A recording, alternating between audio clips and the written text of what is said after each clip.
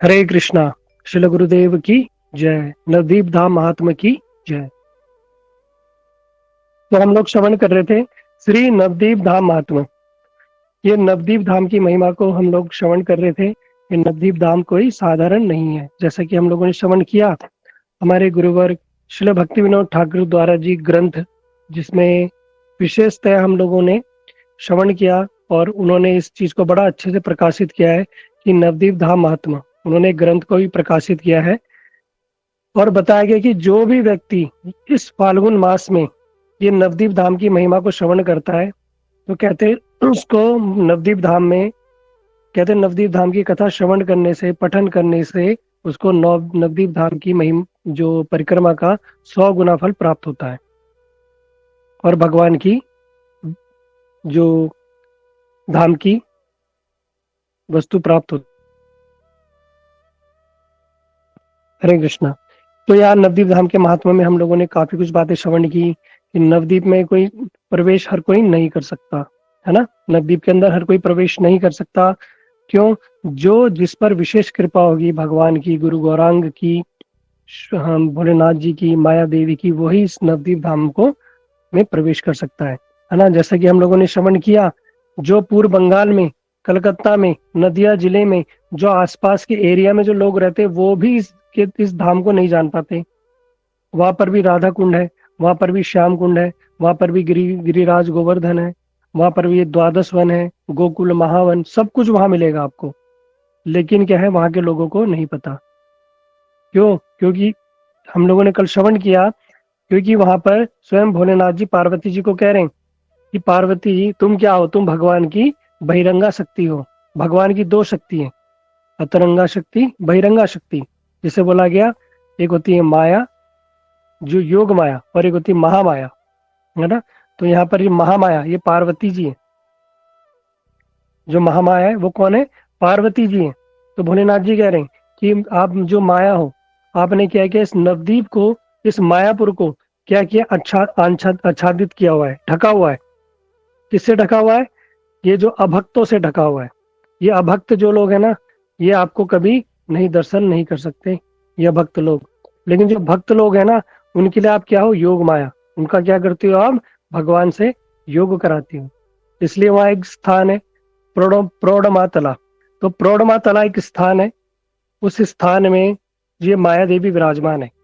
ये माया देवी क्या करती है? ये हर किसी को इस धाम में प्रवेश नहीं करवाती। हर किसी को ये क्या है, इस धाम के दर्शन नहीं करने देती। हर कोई नहीं देख सकता। जो कहते हैं आज भी यहाँ भगवान की लीलाएं होती हैं, जैसे ब्रज में कृष्ण की आज भी लीलाएं होती हैं। आज भी आप देखोगे कृष्ण ब्रज में आते हैं, प्रतिदिन आते हैं, गोपियों के साथ रास होता है, क्रीड़ा करते हैं, भक्तों के साथ भक्तों का संग करते हैं। आज भी ब्रज में भगवान की मधुर मधुर लीलाएं होती हैं। लेकिन कहते हैं कौन कौन भाग्यवान जीव देखिते पारी। जो भाग्यवान जीव है ना, वही देख पाता, हर कोई नहीं देख पाता। ठीक इसी प्रकार जगन्नाथपुरी में भी आज अभी भी भगवान की लीलाएं। ठीक उसी प्रकार जो ये मायापुर है, जो नवदीप धाम है, यहाँ पर भी नित्य भगवान की लीलाएं होती हैं। इसका भी प्रमाण अभी देंगे हम, है ना। यहाँ आज भी भगवान की लीलाएं नित्य है, क्योंकि ये भगवान का धाम है, ये नित्य धाम है। हम लोगों ने श्रवण किया ना किस प्रकार ये धाम जो बनाया, किसने बनाया? राधा रानी ने और उनकी प्रिय सखियों ने बनाया, है ना। भगवान ने बोला कि हे राधे, जिस प्रकार आप मुझे इतनी अत्यंत प्रिय हो, उसी प्रकार ये धाम भी मुझे अत्यंत प्रिय है और मैं इस धाम में क्या करूंगा? नित्य वास करूंगा। तो महाप्रभु जब कलयुग में आए तो उन्होंने क्या किया? इसी धाम में भगवान ने प्रवेश किया, इसी धाम में वो आए और उन्होंने क्या किया? इसी धाम के अंदर मायापुर में, मायापुर में किस जगह? योग पीठ में भगवान ने सच्ची माता के गर्भ से क्या किस धराधाम पर प्रकट हुए, है ना। इसको हम श्रवण करेंगे अभी। तो यहाँ पे हम बता रहे थे प्रौढ़मातला एक स्थान है, एक पेड़ के अंदर बड़े सुंदर एक विग्रह है। अभी हम फोटो दिखाएंगे आपको। उस पेड़ के अंदर बड़े सुंदर एक विग्रह है। उस विग्रह जो वो है, वो पूरा शाखाओं से ढका हुआ है।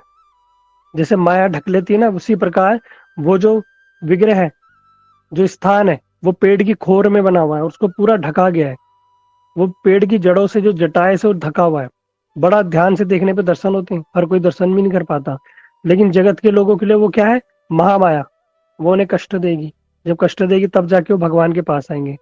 लेकिन भक्तों के लिए क्या है वो योग माया, वो क्या करेगी, भगवान से योग कराएगी। तो भगवान से भक्तों का योग कराएगी। तो भोलेनाथ जी बोल रहे हैं कि तुम क्या करो, भक्तों पे कृपा करो। जो भक्त श्रद्धा से, भक्ति से, भाव से क्या करेंगे, इस धाम में आएंगे, इस धाम की कथा को श्रवण करेंगे, आप क्या करना, उसको प्रवेश प्रदान करना। तो हम योग माया देवी की कृपा से क्या करेंगे, इस धाम में प्रवेश करेंगे। कुछ मानसिक रूप से करेंगे और कुछ लोग प्रत्यक्ष रूप से करेंगे। ठीक है। फिर एक स्थान है जिसके विषय में हम लोग आज श्रवण करेंगे, जिसको बोला गया मायापुर, है ना, मायापुर। ये स्थान जो है पूरा मायापुर के अंतर्गत आता है। जो अभी आप देख रहे हो चित्र में भी, वहां पर अब विश्व का सबसे बड़ा मंदिर बना हुआ है, बड़ा सुंदर सुंदर। वहाँ सारे के सारे संप्रदाय के आपको मठ मंदिर मिलेंगे, श्री ब्रह्म रुद्र सनक सब संप्रदाय के सारे वैष्णव आपको मिलेंगे। वहाँ पूरा जो मायापुर है वो पूरा का पूरा भक्तों से भरा हुआ है।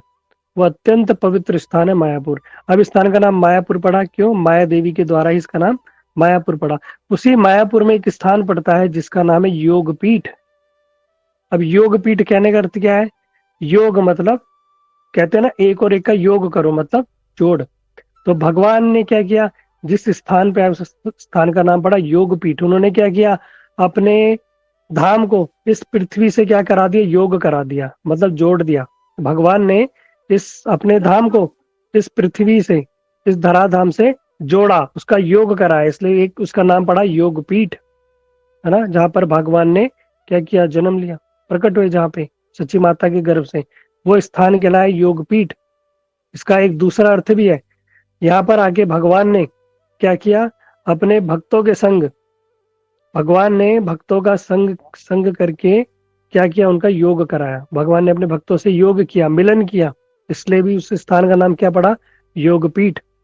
और जिस स्थान के नीचे भगवान का जन्म हुआ वो बड़ा सुंदर एक इमली का वृक्ष है। तो उस इमली के वृक्ष के नीचे चैतन्य महाप्रभु जी का जन्म हुआ। जब उनका जन्म हुआ, सची माता, उनकी माता का नाम था सची माता। तो उन्होंने उस बच्चे का नाम क्या रखा, उन्होंने बोला क्या नाम रखे, क्या नाम रखे, नामकरण। तो सबने बोला भैया इसका नाम रखो निमाई, निमाई नाम रखो। कहते भैया निमाई को नाम रखो। तो बताया कि सच्ची माता की गर्भ में पहले भी 8 कन्याएं आ चुकी थी। उन 8 का क्या हुआ, वो आते ही उन्होंने अपना शरीर छोड़ दिया। एक भी कन्या उनके घर में नहीं हो पाई। जो भी उनके घर में पुत्रियां हुई थी, सबका सबका देहांत हो गया। लेकिन फिर 8वें के बाद जब महाप्रभु जी आए तो सबने सोचा भैया ये बच्चे का भी ऐसा ही ना हो जाए, तो इसका क्या करो, नाम निमाई रख दो। तो नीम के वृक्ष के नीचे जन्म होने के कारण उनका एक नाम पड़ा निमाई। और दूसरा कारण उन्होंने निमाई इसलिए रखा, निमाई मतलब कड़वा, नीम की तरह। अब कहते हैं भैया भगवान का नाम ऐसे नीम की तरह कड़वा क्यों रखा। तो पूर्व बंगाल में, उड़ीसा में आज भी एक प्रथा है, और ये प्रथा मैंने यहाँ भी देखी है। जब कोई बच्चा पैदा होता है और उसकी मरने की जिस मरणासन हालत होती है, उसका कोई गारंटी नहीं होती कि वो जिएगा नहीं जिएगा, तो उसका ऐसा नाम रख देते हैं कि उसको ले जाने में यमराज जी को भी शर्म आ जाए और उसको वो छोड़ दें, है ना। हमारे मेरे एक ऑफिस में एक लड़का था, तो उसका जो नाम था ऑफिस में जो था, लेकिन उसका घर में वैसे नाम, उसका नाम उन्होंने रखा था आफत सिंह, है। तो मेरे को पता चल गया, मैंने कहा भैया तेरे नाम में घर वाले ने आफत सिंह क्यों रखा, तू आफत है क्या अपने घर वालों के लिए। अरे क्या बताऊं मैं। मैंने कहा बता भी क्या बात है। कहता बचपन में जब पैदा हुआ था ना, तो मेरे मेरे ना मरने के चांसेस हो गए थे। मेरे मुंह में जब दूध की बोतल लगाते थे तो दूध मेरे मुंह से, नाक से, कानों से सब जगह निकल जाता था। मेरे को कुछ डाइजेस्ट ही नहीं होता था। डॉक्टर ने बोला भाई ये बचेगा नहीं। तो घर वालों ने कहा बचेगा नहीं तो इसका नाम रख दो आफत। कहते क्यों, कहते यमराज जी आएंगे तो बोलेंगे भैया, क्या बोलेंगे, यमदूतों को जा आफत लिया है। तो बोलेंगे यमराज जी यमदूतों को जा आफत लिया है। तो क्या करते इस चक्कर में भाई वो बच्चा बच जाएगा। पर ये कभी कभी कारगर सिद्ध भी होता है। तो उन्होंने क्या किया, गांव वालों ने बोला भैया सच्ची माता को इनका नाम रख दो निमाई, नीम।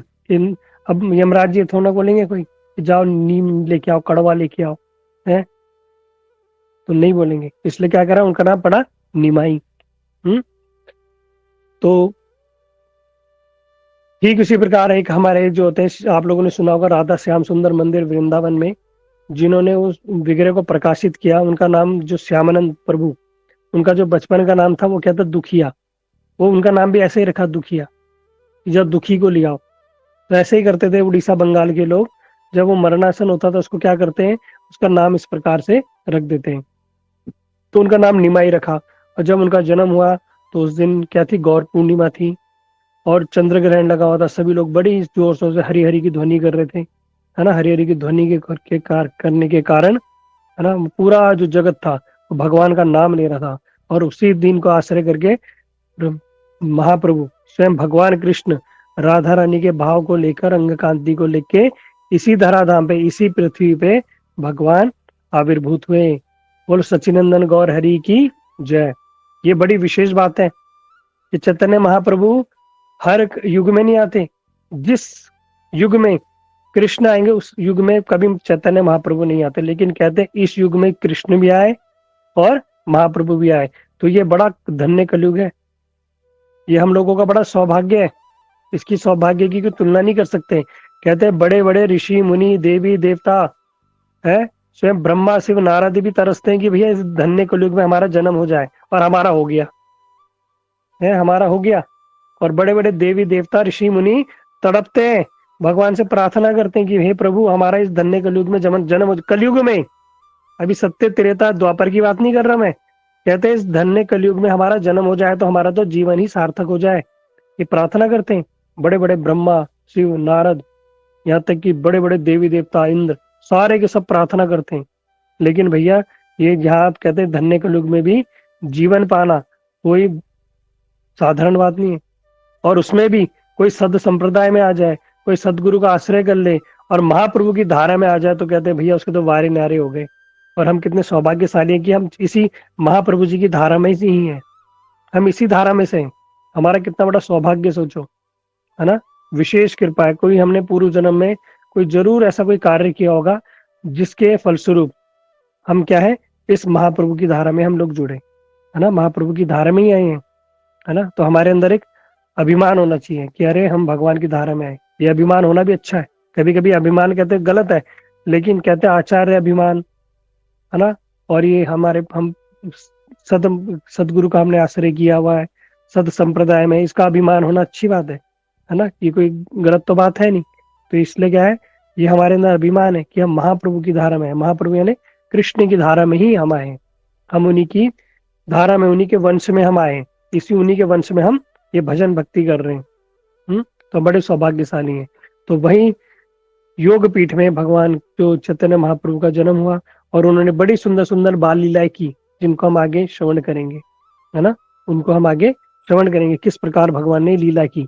लेकिन कार्यकाल से हुआ क्या, धीरे धीरे धीरे धीरे क्या हुआ, जब महाप्रभु जी चले गए, उन्होंने संन्यास ले लिया, अब स्थान क्या हुआ, धीरे धीरे लुप्त होने लगा। फिर गंगा जी जो थी, गंगा जी ने क्या किया, उस स्थान को डुबो दिया, है ना। कार्यकाल से धीरे धीरे धीरे भक्ति लुप्त हो गई, लोग चले गए। तो हुआ क्या, गंगा जी ने उस स्थान को आच्छादित कर दिया, ढक दिया पानी से, है ना। फिर धीरे धीरे गंगा जी का प्रभाव कभी ऊपर हो जाता है, कभी नीचे हो जाता है, जैसे आप लोग जानते हो। इस प्रकार उन्होंने क्या कि उस स्थान को छुपा दिया है। लगभग 1800 ईस्वी में जब भक्ति विनोद ठाकुर जी, उनको स्वप्न आया, स्वप्न आदेश हुआ कि क्या करो, आप क्या करो, महाप्रभु जी की जन्मस्थली को प्रकट करो। अब कहाँ से प्रकट करें भैया, कहाँ ढूंढे, क्या करें। तो जो भक्ति विनोद ठाकुर जी थे वो एक स्थान में रहते थे, सुरभि कुंज में। तो जो भक्ति विनोद ठाकुर जी थे, उन्होंने क्या देखा कि महाप्रभु जी की जो जन्मस्थली है वो धीरे धीरे कार्यकाल से लुप्त हो गई, किस प्रकार उसे ढूंढा जाए। तो उन्होंने क्या किया, वो बैठ के अपनी छत में बैठे हुए थे, रात्रि का समय था, और भगवान के नाम की माला पकड़ के वो नाम जप कर रहे हैं और चिंतन कर रहे हैं। चिंतन करते करते उन्होंने क्या देखा, ईशोद्यान एक स्थान है, उसकी तरफ उन्होंने देखा।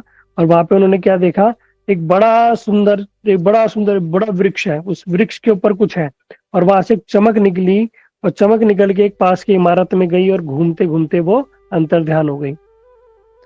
और भक्ति विनोद ठाकुर जी क्या करें, वो अगले दिन उठे, और उन्होंने जो ग्रंथों में, जहां पर भी नवदीप धाम के मायापुर में या भगवान की जन्मस्थली के बारे में विषय लिखा हुआ है, उन ग्रंथों का अध्ययन किया और पता लगाया कि कहाँ पर ये महाप्रभु जी की जन्मस्थली हो सकती है। फिर वो उस स्थान में गए जहाँ चमक हुई थी।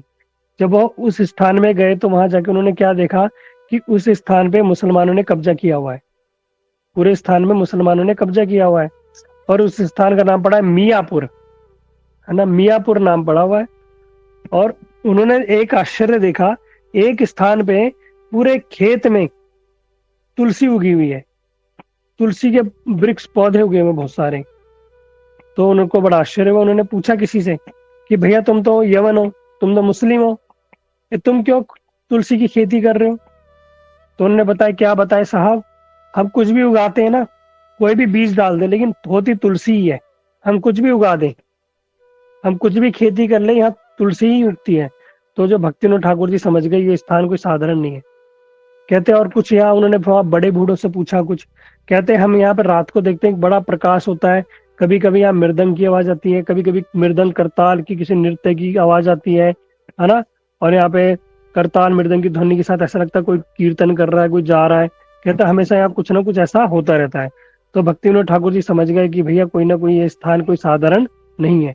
और उन्होंने क्या किया, वो कलकत्ता गए, मजिस्ट्रेट थे, कलकत्ता गए, वहां से मैप निकाला। और मैप निकाल के उन्होंने क्या किया, मैप निकाल के जब चेक किया तो जो मैप था वो किस उसी स्थान में इंगित कर रहा था कि इसी जगह पे महाप्रभु जी की जन्म स्थली है, ये योगपीठ है। अब ये कैसे प्रमाणित हो, मैप तो बता रहा है कि यहाँ पर महाप्रभु जी का जन्म हुआ।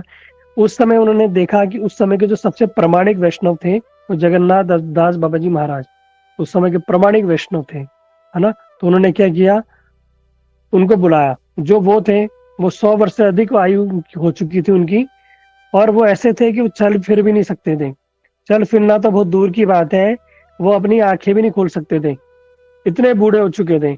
उनको देखने के लिए, अगर कोई व्यक्ति उनके सामने आता था ना, उसको देखने के लिए क्या करते थे, हाथों से आंखों की पलकें उठानी पड़ती थी। आंखों की पलकें भी भारी हो गई थी, आंखें ढक गई थी, वो देख भी नहीं सकते थे, इतने बूढ़े हो गए थे। उनका एक सेवक था बिहारी, वो क्या करता था, उनको इतने कमजोर हो गए थे कि उनको टोकरी में रख के सर में रख के चलता था और उनकी ऐसे सेवा करता था। तो उन्होंने क्या किया, भक्ति विनोद ठाकुर जी ने उनको आमंत्रित किया कि आप क्या करो, इस स्थान को देखो और प्रमाणित करो, क्या यही गौरांग महाप्रभु जी की जन्म स्थली है? तो जो सोचो, वो जगन्नाथ दास बाबा जी महाराज, उनको उनका सेवक टोकरी में लेके आया, और जैसे ही वो उनको टोकरी में लेके आया उस स्थान पे आए, तो उन्होंने क्या किया, उस टोकरी से जंप लगा दी और 16-16 फीट ऊपर उछल उछल के नाचने लगे। 16-16 फीट। जो व्यक्ति जो आंखें भी नहीं खोल सकता, वो इस स्थान पे नाचने लगा, ये मेरे गौरांग महाप्रभु जी का स्थान है, ये मेरे गौरांग महाप्रभु जी का स्थान है। भक्ति विनोद ठाकुर जी समझ गए भैया कि वास्तव में यहीं पर भगवान का जन्म हुआ, यहीं आविर्भूत हुआ है, क्योंकि कलिकाल से वो लुप्त हो गया था। फिर उन्होंने वहां की खुदाई करवाई और वहां बड़े सुंदर सुंदर विग्रह भी वहां से उन्होंने उनको प्रकाशित हुए। और उन्होंने वहीं पर भी क्या किया, महाप्रभु जी की जन्मस्थली योगपीठ का निर्माण करवाया, जो अभी हम देखते हैं। जब हम उस मंदिर में जाते हैं, सबसे पहले भक्ति विनोद ठाकुर जी का ही वहां पर एक समाधि मंदिर है, वहां पे सब लोग उनको प्रणाम करके फिर योग पीठ में मंदिर में जाते हैं। वहां पर एक बड़ा सुंदर नीम का वृक्ष है, जो अभी हम लोगों ने फोटो में देखा, उसी के नीचे बड़ा सुंदर मंदिर है। वहां पे जो जहाँ पर महाप्रभु जी का जन्म स्थान है, उसी नीम कहते हैं, उसी नीम के वृक्ष के नीचे हुआ था। जो मूल वृक्ष था वो तो नहीं है, लेकिन उस मूल वृक्ष की जो शाखा है उससे वो वृक्ष उगा हुआ है ना। तो आज भी वो वृक्ष बड़ा सुंदर हरा भरा है, जहाँ पे भगवान का जन्म हुआ। तो यहाँ पे ये स्थान जो है, ये क्या कहलाया, योगपीठ, है ना, वो स्थान कहलाया योगपीठ। तो बोलो योगपीठ की जय। तो उसके योगपीठ के दर्शन हम मानसिक रूप से करेंगे, उसकी हम मानसिक परिक्रमा करेंगे उस स्थान की, क्योंकि ये स्थान अत्यंत पवित्र स्थान है। स्वयं गौरांग महाप्रभु जी उस आविर्भूत, है ना। तो ये कोई स्थान साधारण नहीं है। जो व्यक्ति उस स्थान में जाता है, कहते हैं जन्म जन्मांतर के कलमश से मुक्त हो जाता है ना। तो मानसिक रूप से हम गए, मानसिक रूप से हम उस स्थान को प्रणाम करेंगे, फिर हम आगे बढ़ेंगे। अब उसके आगे जो विशेषता एक स्थान है, वहां पर है जो शिव का मंदिर है। वहां पर 2 शिव जी के मंदिर है, एक है गोपेश्वर, एक क्षेत्रपाल शिव। अब ध्यान से सुनना, एक है गोपेश्वर महादेव, एक क्षेत्रपाल शिव। अब 2 शिव के वहां दर्शन होते हैं। अब कह रहे भैया वहां मायापुर में ये शिव जी का भैया क्या रोल है? कहते देखो भैया, अभी हम बहुत सारे लोग वृंदावन जाते हैं, मैं बार बार बताता हूँ, हम वृंदावन में जाते हैं, कहते हैं हम वृंदावन गए थे, और कहाँ जाएंगे? अरे हम तो बरसाना जाएंगे, बरसाना में होली खेलेंगे। अरे हम तो बांके बिहारी जाएंगे, बांके बिहारी के दर्शन करेंगे। अरे हम तो राधा वल्लभ जी में जाएंगे, बस हो गया। बस प्रेम मंदिर में जाएंगे, झांकी देखेंगे, बस हो गया वृंदावन दर्शन। तो क्या वास्तव में वृंदावन दर्शन हुआ? कहते नहीं, कतई नहीं, 0%। ये वृंदावन दर्शन हुआ ही नहीं कहीं से भी। तो भैया वृंदावन दर्शन होता होगा कैसे? कहते जब हम वृंदावन में जाएंगे तो वहां के 7 मुख्य देवालय हैं, जो 7 मुख्य मंदिर हैं, जो प्रमुख मंदिर हैं, राधा गोविंद देव, राधा गोपीनाथ, राधा मदन मोहन, राधा श्याम सुंदर, राधा गोकुलानंद, राधा दामोदर, ये 7 मुख्य मंदिर हैं। कहते जब तक अब इन 7 मंदिरों के दर्शन नहीं करोगे तो आपका वृंदावन दर्शन का फल आपको नहीं मिलेगा। और इनके साथ साथ आपको क्या करना है? गोपेश्वर महादेव के भी दर्शन करने हैं, तब जाके आपका दर्शन पूर्ण माना जाएगा। क्यों? क्योंकि भगवान ने क्या बनाया है? जो गोपेश्वर महादेव, इनको क्या बनाया? क्षेत्रपाल बनाया है, कि इनकी आज्ञा के बिना, इनकी कृपा के बिना कोई वृंदावन में प्रवेश भी नहीं कर सकता। इसलिए जब तक हम गोपेश्वर महादेव के दर्शन नहीं करेंगे तो हमारी यात्रा पूर्ण संपूर्ण नहीं मानी जाएगी, नहीं मानी जाएगी। ठीक इसी प्रकार जब हम जाते हैं, कहाँ जाते हैं? गोवर्धन परिक्रमा में। वहां हम सब जाते हैं, अरे गोवर्धन परिक्रमा लगाई, हम तो यहाँ गए, वहां गए, वहां गए। लेकिन क्या कोई वहां पर जाने के बाद कोई हरिदेव जी के दर्शन किए किसी ने? कोई है ग्रुप में जिसने हरिदेव के दर्शन किए? बताओ, जिसने गोवर्धन परिक्रमा की है, कौन कौन हरिदेव जी के मंदिर में गया है? हाँ, बहुत ही कम लोग हैं, देखो 10-15 ही लोग होंगे, ज्यादा नहीं। और इतने लोगों में, 250 लोगों में 15-20 लोग ही गए। तो बताया गया जब भी हम गोवर्धन की परिक्रमा करने जाएंगे तो गोवर्धन की परिक्रमा के पास में एक स्थान पड़ता है, वो स्थान का नाम है मानसी गंगा। उस मानसी गंगा के तट पे ही सामने लगभग आज से 550 वर्ष पूर्व, जो क्या नाम थे इनका, ब्रजनाभ, जो भगवान के पुत्र द्वारा ही वो मंदिर स्थापित किया गया है। और वहां पर जो विग्रह है वो कौन है? जो विग्रह है, बड़े सुंदर विग्रह वहां के, उन विग्रह को क्या बोला जाता है? कौन बताएगा? कौन से विग्रह है? माइक ऑन करके बोलो। हरिदेव ठाकुर। वो जो मंदिर है वो हरिदेव जी का मंदिर है। हाँ, अभी आप शायद स्क्रीन पे भी देख सकते हो, बड़े सुंदर हरिदेव जी ठाकुर, हरिदेव की जय। तो कहते हैं जब तक इनके दर्शन नहीं करोगे तो आपको गोवर्धन के दर्शन का भी फल प्राप्त नहीं होगा। इसी प्रकार हर जगह पे कुछ ना कुछ एक उनके साक्षी बनाई जाती है। तो ठीक इसी प्रकार जब हम जाते हैं कहाँ? अयोध्या में। तो अयोध्या में भी है नागेश्वर महादेव। अगर आप अयोध्या में गए और अपने अगर नागेश्वर महादेव के दर्शन नहीं किए तो आपकी जो यात्रा है वो संपूर्ण नहीं मानी जाएगी, आपका कोई साक्षी नहीं होगा। ठीक इसी प्रकार जब हम नवद्वीप में जाते तो नवद्वीप में जाते हैं हम गोपेश्वर महादेव, वहां विराजमान है। और क्षेत्रपाल शिव उस स्थान के क्षेत्रपाल है। उनसे क्या करते हैं भक्त लोग? प्रार्थना करते हैं कि हे प्रभु आप क्या करो, हम पर कृपा करो।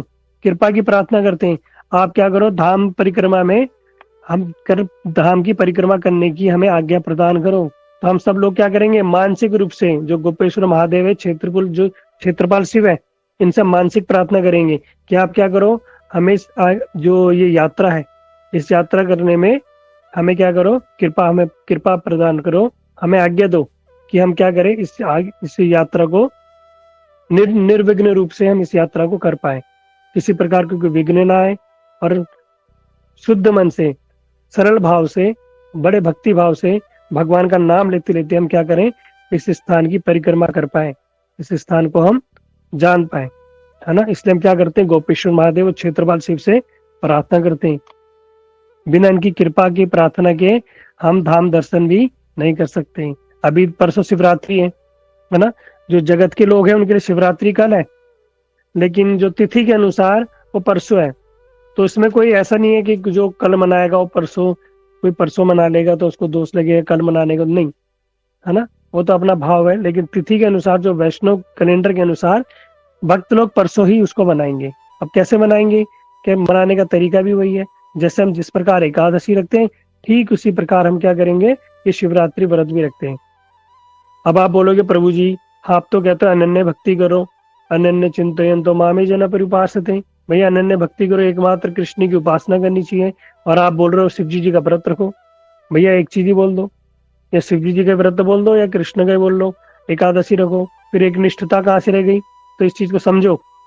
हम जो भोलेनाथ जी का व्रत रखते हैं, हम जो शिवरात्रि का व्रत रखते हैं, वो इसलिए नहीं रखते कि शिव जी भगवान है? नहीं, कहते हैं जो शिव जी है वो कौन है? परम वैष्णव है। परम वैष्णव है, भगवान को सबसे अत्यंत प्रिय है? वैष्णव नाम यथा शंभु, ये वैष्णव में सबसे अग्रणी है शिव। हम इनको एज ए वैष्णव इनको जाके सीधा प्रणाम करते हैं। जब आप जाओ, अगर जब व्रत रखो, जब शिव जी के मंदिर में जाओ, तो शिव जी को फ्रंट में से जाके सीधा जाके प्रणाम करना। क्यों? वो वैष्णव है, उनको टेढ़ा प्रणाम मत करना, सीधा प्रणाम करना, है ना। और वहां अगर आपके पास वहां शिवलिंग विराजमान है, तो आप लोग जो भी, जिसके घर में भी गंगा जल है, या जो त्रिवेणी से, संगम से, कुंभ महाकुंभ से जल लेके आया, वो क्या करना? भोलेनाथ जी को अर्पित करना। भोलेनाथ जी प्रसन्न हो जाएंगे। जो वह नंदी जी विराजमान है, नंदी जी के कान में जाके क्या बोलना? हरे कृष्ण कृष्ण कृष्ण हरे हरे, हरे राम राम राम हरे हरे। नंदी जी के कान में जब इस प्रकार बोलोगे ना, तो ये कहाँ पहुंचे? वाक्य कहाँ पहुंचेंगे? ये सीधा भोलेनाथ जी तक पहुंच जाएंगे। और कहते हैं जो नंदी तक पहुंचता है वो भोलेनाथ, भोले नंदी के द्वारा ही हम, जो भोलेनाथ जी तक हम अपनी जो याचना है वो पहुंचाते हैं। और हमारी क्या याचना है कि भैया बस ये भगवान का नाम ही हमारी याचना है, और हमारी कोई याचना नहीं है, और हमारी कोई कामना नहीं है। और भोलेनाथ जी बड़े प्रसन्न होते हैं कि जो भक्त भगवान का नाम लेता है, जो कहते हैं मेरे प्रभु का नाम लेता है, भगवान बड़े प्रसन्न होते हैं। और उनके ऊपर जो गंगा जल अर्पित कर देता है भगवान, भोलेनाथ जी कहते हैं भैया मैं तो उसमें निछावर हो जाऊं। बड़े भोले हैं, है ना। वर देने में एक सेकंड नहीं लगाएंगे, ऐसे प्रसन्न हो जाएंगे। और वैष्णव है ना, अब प्रसन्न हो गए तो उसी समय भक्ति प्रदान कर देंगे भैया, है ना। तो एज ए भक्त हम क्या करेंगे? उनकी उपासना करेंगे। भगवान के रूप में नहीं करेंगे, भक्त के रूप में करेंगे, क्योंकि भोलेनाथ जी स्वयं अपना आपको भक्त मान रहे हैं। तो हम भी क्या करेंगे? उनके भक्त के रूप में, एज ए वैष्णव के रूप में उनकी प्रार्थना करेंगे, उनकी याचना करेंगे। जो लोग शिवलिंग में जाएंगे, शिवलिंग में जल चढ़ाएंगे। जो अगर कोई शिवालय में जाएगा, अगर आप किसी शिवालय में जाओ, तो वहां जाके लोग क्या करते हैं? आधी परिक्रमा करते हैं, लेकिन आप चाल लगाना। आप बोलोगे प्रभु जी आप क्या बात कर रहे हो? सब बोलेंगे तो बेवकूफ हो गई है, ये बेवकूफ हो गया है, सारे तो आधी परिक्रमा लगा रहे हैं और आप कह रहे चार लगाना। देखो जहाँ शिवलिंग होगा ना, वहां चार मत लगाना। शिवलिंग में क्या है कि जो हम जो जल चढ़ाते हैं उसको लांगते नहीं है। लेकिन कहीं शिवालय है, कहीं शिव जी के विग्रह है, तो आप क्या करना? उनकी चार परिक्रमा कर लेना। क्यों? वह जो वैष्णव है, एक भी करोगे तो भी चलेगी, पर आधी मत करना, है ना। आधी जगत के लोग करेंगे, लेकिन आप मत करना। हम उनको एज ए वैष्णव के रूप में उनकी परिक्रमा कर सकते हैं। ठीक है। तो यहाँ पर जब हम जाएंगे नवद्वीप में, अंतरद्वीप में, जब जिस स्थान में जाएंगे अंतरद्वीप में, वहां पर ही ये नवद्वीप में मायापुर योगपीठ, क्षेत्रपाल शिव, और वहां पर जो भक्ति विनोद ठाकुर जी द्वारा सेवित लक्ष्मी नरसिंह देव का भी मंदिर है, बड़ा सुंदर वहाँ। तो उन स्थानों पे हम जो लोग जाते हैं, वो पूरा का पूरा जो एरिया है ये मायापुर के अंतर्गत आता है। मायापुर के अंतर्गत एक स्थान है योगपीठ, जहाँ पर महाप्रभु जी की जन्म स्थली है ना। वहां पर सब लोग जाते हैं। और जैसे भी आप फोटो में देख सकते हो, है ना, एक ये है प्रोड़ोमातला, और दूसरा है वृद्ध शिव। ये बड़ा, बहुत बड़ा वहां पे शिवलिंग है। और एक प्रोड़ोमातला है, जो कहते हैं ना माया देवी, ये वहां का स्थान है। तो सभी लोग मानसिक रूप से इन स्थान को प्रणाम करेंगे और इनसे कृपा की प्रार्थना करेंगे। कहते हैं जो भी व्यक्ति इस धाम में आता है, इस धाम में आके यहाँ की परिक्रमा करता है, यहाँ के दर्शन करता है, कहते हैं उसे अवश्य ही किसी न किसी जन्म में कृष्ण प्रेम की प्राप्ति होगी, अवश्य होगी। अब महाप्रभु जी ने कृपा कर दी तो इसी जन्म में हो जाएगी। ज्यादा जन्म लेने की जरूरत नहीं है, ज्यादा भटकने की जरूरत नहीं है। इसलिए जो गुरु वैष्णव कहते हैं भैया कहीं आओ ना आओ, लेकिन नवद्वीप में जरूर आओ। और जो नवद्वीप में डायरेक्ट नहीं जा सकता, कम से कम क्या करो भैया, कथा के माध्यम से ही परिक्रमा कर लो, तो भी आपका फल मिलेगा। लेकिन कैसे? श्रद्धा पूर्वक, है ना। इस चीज को बार बार ध्यान रखना, श्रद्धा के साथ, प्रेम के साथ इन कथाओं को श्रवण करो।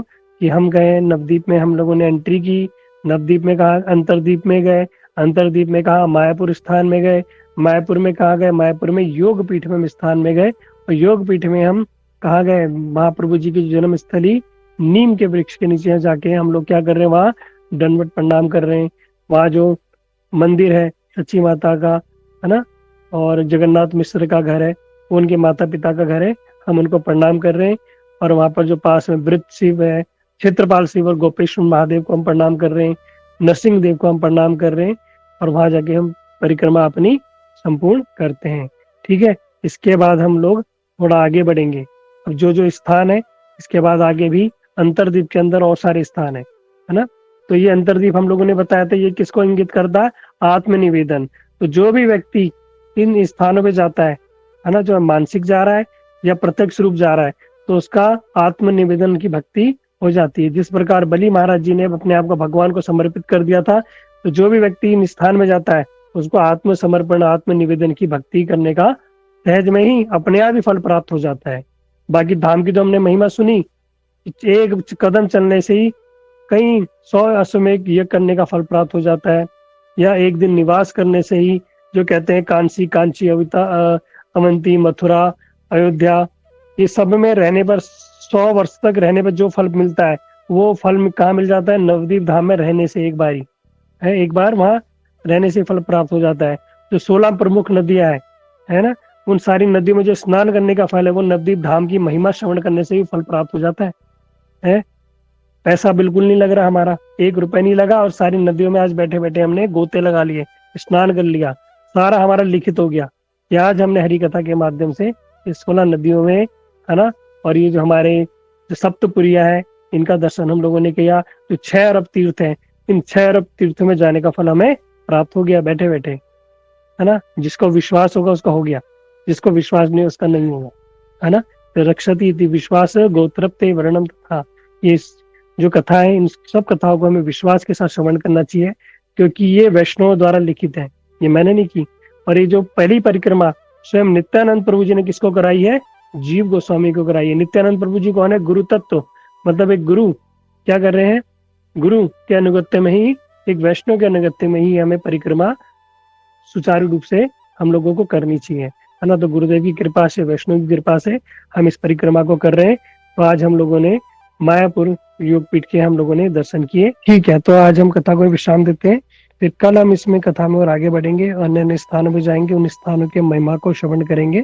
ठीक है, ताकि भविष्य में जब हम इन स्थानों में जाएं, तो कम से कम हम उस स्थान की महिमा के बारे में तो पता हो, कम से कम नहीं भी जाए तो कम से कम श्रवण के माध्यम से हम मानसिक रूप से तो उसका फल उठा सके। क्योंकि फाल्गुन मास में इस कथा को श्रवण करने से, पढ़ने से, पठन पाठन करने से, हमने सुना ना, 100 गुना फल हमें प्राप्त होता है। परिक्रमा का 100 गुना फल हमें घर बैठे बैठे प्राप्त हो सकता है। ठीक है, इसलिए सभी लोग समय पे आइए और इस कथा को बड़ी श्रद्धा के साथ श्रवण कीजिए। ठीक है, हरे कृष्णा सभी को।